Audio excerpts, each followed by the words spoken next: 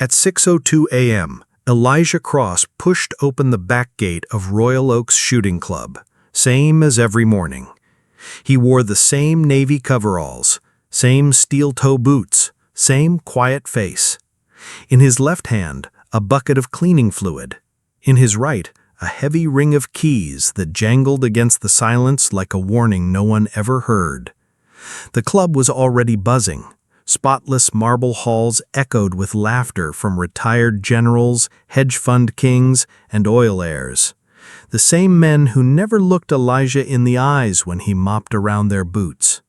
"Morning, Bullet Sponge. Still alive, Janitor? Didn't mop yourself into a grave yet?" They laughed like kids on a playground. Rich, armored kids with .45 caliber toys. Elijah said nothing. He nodded once, moved past them, and disappeared into the supply room where bleach, WD-40, and silence lived. But in his locker, hidden behind an old flannel shirt, sat a photo no one had seen. Elijah Cross, Master Sergeant, 82nd Airborne. Decorated, respected. Vanished from active duty in 2012. No one at Royal Oaks ever asked about his past. And Elijah never offered. The Range of Kings. At noon, the club held its daily friendly fire match, a warm-up session for elites to show off, with fancy rifles and $1,000 optics. Elijah always stood just outside, mop in hand, pretending to scrub the concrete floor of Lane 7. Lane 7, the one everyone avoided. The wind cut differently there. The steel target at 300 yards had a barely visible dent dead center. No one had hit it in years. Until today. Bang! A shot rang out from Lane 2. Laughter followed. "Still trying to hit the ghost dent, huh, Charles? You need another bourbon or another scope." They mocked, teased, toasted. Elijah watched the dust rise off the dirt berm. Then, he reached down and picked up the same rifle Charles had just used, a DMR with an old Leupold scope, and gently cradled it as if holding an old friend. "You clean that too, Janitor?" Elijah didn't answer. He took a slow breath.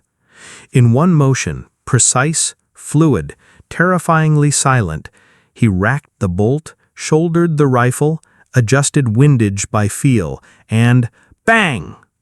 The range fell silent. Through a $100 spotting scope, Charles squinted, then gasped. The ghost dent had been hit, dead center. "That's impossible!" But it wasn't. Elijah set the rifle down, wiped the muzzle with his sleeve, and returned to his mop. That night, back in his modest apartment above a laundromat in South Bronx, Elijah cleaned a pistol in silence. His fingers still remembered the shape of pain, the smell of burning brass, the weight of death at 800 meters. On the coffee table lay a flyer someone had dropped. The Royal Oaks Annual Precision Championship. Winner joins National Teen Tryout. $50,000 grand prize. He turned it over. In small print, open to Royal Oaks members only. He smiled, just a little, and whispered, "Let's change the rules, gentlemen." "Is this a joke?" Hunter Beaumont III tossed the flyer onto the mahogany desk in the boardroom of Royal Oaks. He looked like a catalog model for privilege, perfectly gelled blonde hair, sharp jawline, designer boots polished enough to reflect the disdain in his eyes. His shirt sleeves were rolled up, not for labor, but for affect, to show the military tattoo he got at a summer boot camp before dropping out after 4 weeks.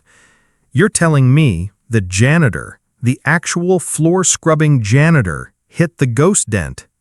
No one responded, not even Charles Grafton, who now avoided eye contact. Hunter smirked. "Then I want him in the qualifier. I want him humiliated." We don't take kindly to mops with opinions. Later that day, Elijah received a letter taped to his locker. You have been granted a special waiver to compete in the annual Precision Championship tryout. Don't disappoint. Hunter B. No signature.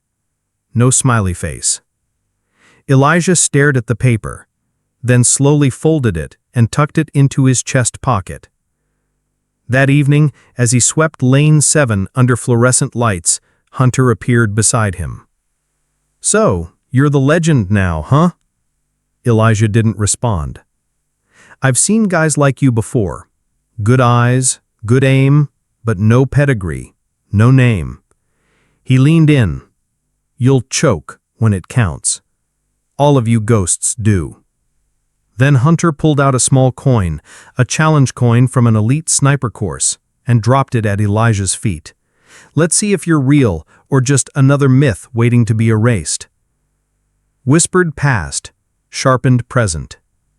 2 nights later, Elijah visited an old friend, a one-eyed man named Corporal Manny Salazar, who ran a dusty repair shop in the Bronx and hadn't smiled in 10 years. "You finally gonna show them what you are?" Rook asked, polishing an M40A5. "No," Elijah replied. "I'm gonna remind myself." They sat in silence. Brotherhood didn't need many words. Before he left, Rook handed him a familiar case, long, black, and heavy. Inside, Judith, Elijah's old custom rifle from the sandbox. Bolt action, walnut stock, deadly. The initials EC carved on the side. "She missed you," Rook said. "The tryout begins." The qualifying round took place under overcast skies and televised silence. Dozens of members gathered, most of them in tactical gear more expensive than Elijah's yearly income. Some brought custom weapons, some brought egos. Elijah brought Judith. Hunter watched from a VIP tent, sunglasses on, flanked by sponsors and former Navy SEALs turned commentators. "Let's see what Cinderella brings to the ball," he chuckled. The announcer cleared his throat. "First station, 300 yards, steel plate, crosswind 9 miles per hour, east." Elijah stepped forward, took position, closed one eye, and with a whisper, crack. Dead center. Murmurs spread through the crowd.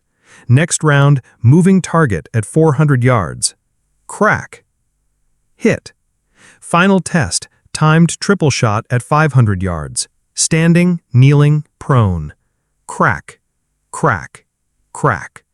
All 3 on the mark. Who the hell is that guy? Hunter's jaw clenched. The commentators fumbled. That's some Tier 1 accuracy. Who trained this guy? He's not on any of the club rosters. The answer, whispered between stunned elites, he used to train the guys who train you. Elijah walked back to his corner, quiet, unbothered. But in his mind, he heard an old phrase. You don't have to announce war, just show up like one. The hallway outside the internal affairs office of Royal Oak's gun club smelled like polished brass and silent threats. Elijah Cross stood there, motionless, holding the envelope that had summoned him. Inside sat Gibbs, head of training, former Marine, and Hunter Beaumont III's longtime fixer. His arms were crossed, his jaw tight. "Have a seat, Cross," Gibbs grunted, not looking up. Elijah sat, his posture calm. He had survived IEDs and firefights. He could survive whatever this was. "We received a report," Gibbs began. "Says you used an unverified weapon during qualifiers. That's grounds for disqualification." Elijah didn't flinch. "It's my personal rifle. The rule book allows it." "Maybe so, but we're reevaluating who we let represent Royal Oaks. You're not exactly optics friendly." Gibbs slid a thin folder across the table. Elijah opened it. His military file, the red-stamped pages, a photo of him slumped in dust in Kandahar, the PTSD diagnosis. Gibbs leaned in. "You're a liability, Cross. You've got ghosts. What happens if one of them shows up during the finals? Elijah stared at the folder, then back at Gibbs. I've spent years mopping this place, and not once did anyone care who I was. But the second I win something, suddenly I'm dangerous? Gibbs didn't answer. He just stood and opened the door. Walk away, quietly, or we'll drag every demon out of your past and parade them in front of the press. The flashback. That night, Elijah sat in his dark apartment, staring at the silver star in his palm. Afghanistan, August 2010. The ambush. His unit had been pinned down. One by one, they fell. He held the line alone until evac arrived. People called him a hero, but the nightmares never agreed. "Why do you live?" he whispered to himself. "So I could keep fighting." Sabotage. 2 days later, during a prep session for the semifinals, Elijah was handed a rifle by a junior tech. Routine drill, no cameras, no spectators. He took aim, pulled the trigger. Boom! A metal plate behind the target shattered. Not rubber, not blanks. Live ammunition. Gasps. A tech screamed. Security rushed in. The shooting range fell into chaos. Gibbs arrived first. "Who authorized live rounds?" No one answered. But within an hour, a notice arrived. From effective immediately, Elijah Cross is suspended pending safety review. The trap exposed. Elijah met Rook in the maintenance hallway behind the storage lockers. Rook handed him a tiny device, a disguised body cam recording from his headset. They had installed it days earlier, just in case. They watched the footage. A man, wearing a Royal Oaks badge, slipped a different mag into Elijah's rifle when his back was turned. Rook grinned. "I'd recognize that idiot's limp anywhere. That's Hunter's guy, Jaden, caught in 4K. Elijah's hand clenched into a fist, but he didn't speak. The meeting. He requested a hearing. Inside the boardroom, with Hunter seated smugly behind a glass of champagne, Elijah placed the flash drive on the table. "This is from my training session. It shows who planted the live rounds." Silence. Elijah turned to face the board. "I know I'm not the man this club wants representing me. I scrub your floors. I eat lunch outside. I wasn't born into your world. But I served. I bled. And now I shoot better than your golden boy. That's the real problem, isn't it?" The decision. The board reviewed the footage. It was undeniable. Jaden planting the magazine. Gibbs paled. Hunter sipped his drink too fast and choked. Finally, the board chair leaned forward. "The footage exonerates Mr. Cross. He will compete in the semifinals as scheduled." The air at Royal Oaks was heavy, electric. The semifinals were about to begin. News vans lined the outer fences. Journalists, bloggers, even ex-military influencers gathered near the bleachers. But all eyes turned when a black SUV rolled past security and stopped just behind the clubhouse. The driver opened the door. Out stepped Governor James Halden, dressed in a clean navy suit with an old military badge clipped near his chest. His face was sharp, his gaze sharper. Whispers spread like fire. Why is the governor here? He trained under Elijah Cross back in Kandahar. No way, he came for him. The ghost and the governor. Elijah stood quietly near the gear station, adjusting his scope. He felt the presence before he heard the footsteps. "Still cleaning up messes for the country, Sergeant?" Elijah turned. Governor Halden. Older now, but still carried the bearing of a soldier, a brother in arms. "Always, sir," Elijah said, offering a firm handshake. "I heard what they did to you. Let me be clear. I'm here to watch you win, Nothing else. Across the field, Hunter watched from the VIP tent. His expression cracked. The shot. The semi-final challenge was brutal. 2 targets, 600 and 700 yards. Wind variable. Each shooter had 45 seconds to hit both. Most missed at least one. Elijah stepped onto the platform. Judith, the rifle he'd named after his late mother, was in his hands. Camera drones zoomed in. Spectators fell silent. He exhaled, focused. The world faded into tunnel vision. Bang! Target 1 dropped. Bang! Target 2 followed a heartbeat later. Both hits in under 28 seconds. Hunter's turn. He took his place with a gold-trimmed, custom German sniper rifle. His vest matched his gloves. His smile screamed money. He fired the first shot, missed by an inch. He cursed under breath, realigned, and made the second hit. But he was 5 seconds slower than Elijah and less accurate. The crowd murmured. And then Governor Halden stepped forward. He addressed the crowd, mic in hand.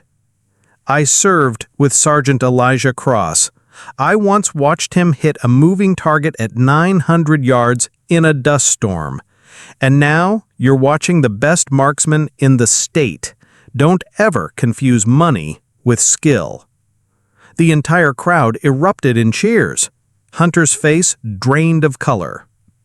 No celebration, just purpose. After the match, Elijah didn't celebrate. He walked quietly to the edge of the crowd where a young boy stood, dressed in camouflage, with one arm missing. Elijah knelt and pressed his Silver Star medal into the child's hand.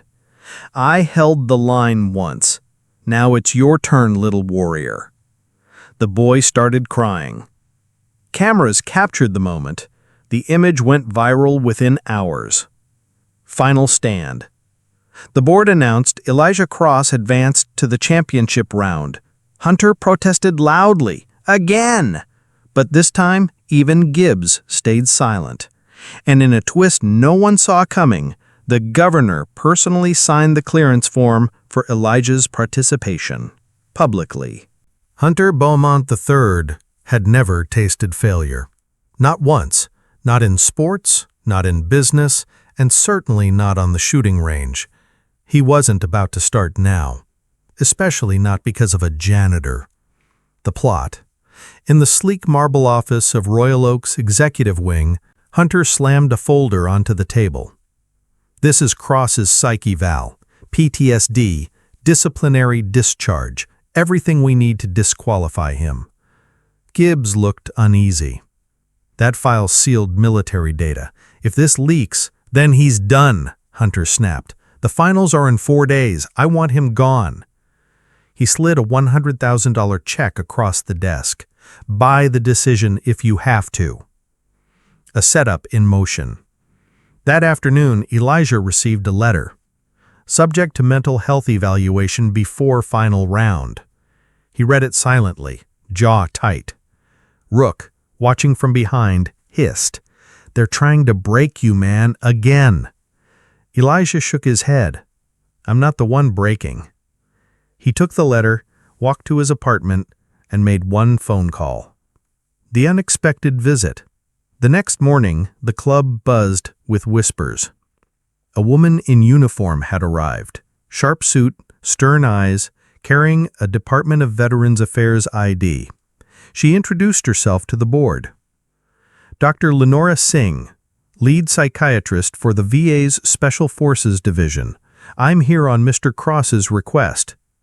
Hunter choked on his espresso when he saw her. Dr. Singh held up Elijah's full medical clearance, signed, stamped, and logged. "Elijah Cross is not only mentally fit, he's one of the most resilient veterans we've ever documented." She paused, glaring at Hunter. "And if this club tries to use PTSD to disqualify a war hero, you'll be facing federal scrutiny so deep it'll reach your offshore accounts." Silence. A dangerous counterplay. Cornered, Hunter turned to his last weapon, Jaden, his personal assistant, and the man who had planted the live rounds during training. Hunter pulled him aside. "You screwed up the sabotage. Now you'll fix it." "How?" "Leak a video of Cross losing control. Make it look like a breakdown. We'll say it was recent." Jaden hesitated. "What if I get caught?" "Then I'll bury you with a bonus." The trap backfired. The next morning, a video surfaced online. A grainy clip of Elijah screaming during a night training session, sweat pouring, gun shaking, shouting names of dead soldiers. The headline: "Unstable vet set to compete with live rounds." It spread fast, but even faster came the counterpunch.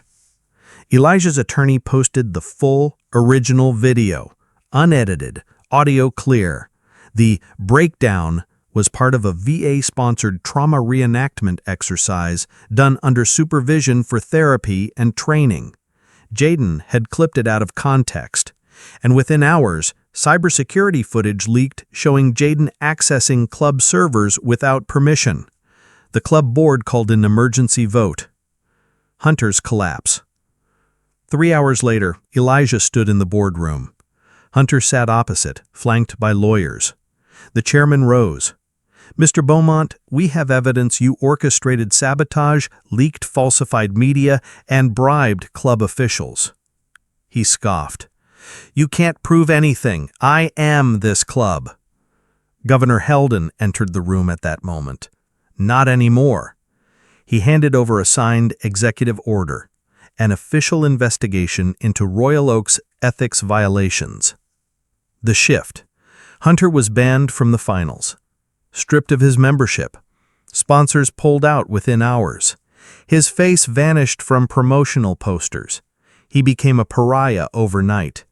As he left the club gates, reporters shouted, "Mr. Beaumont, do you have a comment? Do you regret targeting a veteran? How does it feel to lose to a janitor?" Hunter didn't answer. Elijah, standing tall. Later that night, Elijah stood alone on the range. He held Judith, his rifle, and stared into the darkness. Not because he needed to train, but because he wanted to remember who he was before the medals, before the politics, before the war, and why he was still fighting. The final round of the Royal Oaks Grand Championship took place under a crimson sunset. A hush fell over the audience, every seat filled, every camera live. But no one looked at the range. All eyes were on Elijah Cross, the janitor, the war veteran, the man who had taken everything they threw at him and was still standing. The final challenge. This time, the rules changed. 3 targets, 3 distances, 1 moving, 1 bullet per target. Time limit, 40 seconds. The crowd buzzed. The announcer tried to sound neutral, but even his voice shook. "Ladies and gentlemen, representing honor and resilience, Elijah Cross." The pressure. His hands were steady, his breathing slow. Governor Heldon sat front row, nodding silently. Next to him, the young boy with one arm, holding the silver star Elijah had given him. Cross raised Judith. The wind was soft, his mind razor sharp. 600 yards. Breathe in. Bang. Hit. 450 yards. Exhale. Bang! Dead center. Moving target. Gliding left at 7 miles per hour. Steady. Steady. Bang! A puff of red dust exploded from the center plate. 3 shots. 3 hits. 34 seconds. The roar. The crowd erupted. Not polite applause, a standing ovation. People who once sneered now screamed his name. "Cross! Cross! Cross!" And for the first time in his life, Elijah let himself smile. The podium. Elijah stood alone at the top with the gold medal around his neck. No speech, no smugness, just silence. Then he stepped down, walked to the young boy again, and placed the medal around his neck. "You carry it now," Elijah said. "It means you can become anything, even when they say you can't." The boy nodded, eyes full of tears. Aftermath. Hunter Beaumont vanished from the headlines. Jaden was arrested for cybercrimes. Gibbs resigned in disgrace. Royal Oaks issued a public apology and began a reform of its board and membership policy. And Elijah? He stayed. Still mopped floors some mornings, still swept shells off the range. But now, every rookie that walked in wanted to shake his hand. Legacy. 1 month later, a plaque was mounted on the main wall. Elijah Cross Range, honoring skill, integrity, and service, dedicated to the man who reminded us that greatness isn't born, it's forged.